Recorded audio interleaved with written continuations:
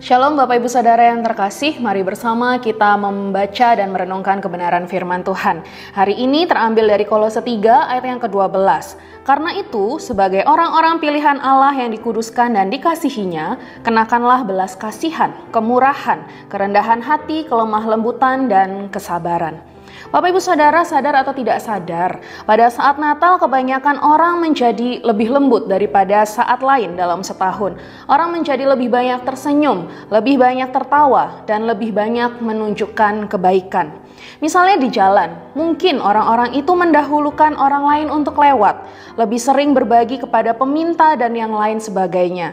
Dan ketika ditanya, mereka akan menjawab, "Ini musim Natal, maka saya berbuat baik."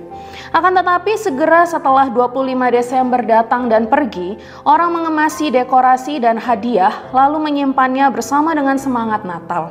Semangat Natal yang telah memimpinnya menjadi lebih sabar, menjadi lebih banyak berbagi, lebih ramah, itu disimpan dan dihentikan. Bagi banyak orang, Natal adalah waktu yang indah dalam setahun. Lebih mudah bagi kita untuk mengasihi dan bermurah hati selama musim Natal. Karena itu merupakan waktu yang singkat dalam setahun, kita berpikir ini hari Natal, waktunya untuk berbuat baik. Kita berpikir bahwa kita bisa bersikap seperti ini sepanjang tahun, nampaknya itu tidak mungkin. Jadi sikap ini hanya kita munculkan ketika Natal.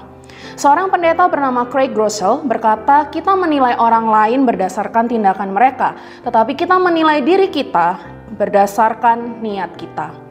Kita tidak bisa berpikir jika kita melakukan demikian, maka orang lain juga pasti akan melakukannya bagi kita.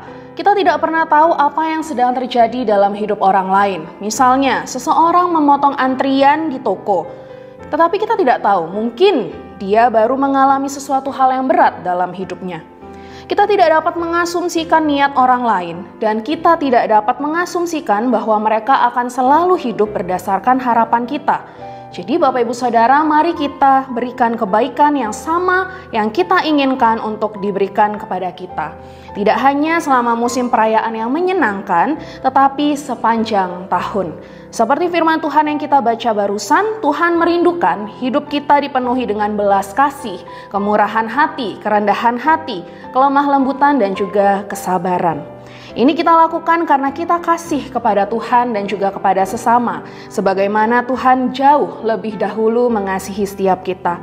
Kiranya kita terus diingatkan dan dikuatkan untuk terus menjadi Injil yang terbuka bagi orang lain di sekitar kita. Tuhan Yesus memberkati.